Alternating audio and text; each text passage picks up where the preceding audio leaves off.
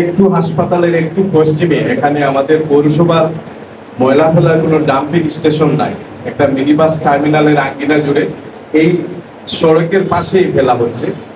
এখানে দুর্গন্ধে তাকে এতই অতিষ্ঠিত করে তিনি আরেকবার ভাবেন এই দেশে আবার ফিরে আসবেন কিনা।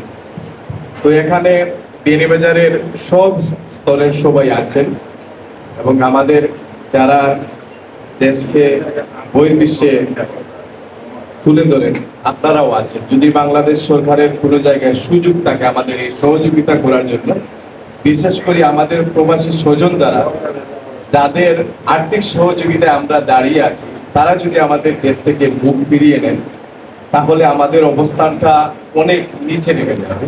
এই জায়গায় যদি পৌরসভায় ডাম্পিং স্টেশনটা যদি আপনাদের কল্যাণে আমরা পেয়ে যাই, সেটা আমাদের জন্য উপকার আসবে। এবং আজকে ডায়াসে যারা বসে আছেন, আমার অনুরোধ থাকবে এই হাসপাতালের প্রতি যেভাবে আপনারা সদয় থাকবেন, পৌরসভার একটা ডাম্পিং স্টেশন যদি আপনারা করতে পারেন আমাদের জন্য উপকৃত হয়। সবাইকে ধন্যবাদ এবং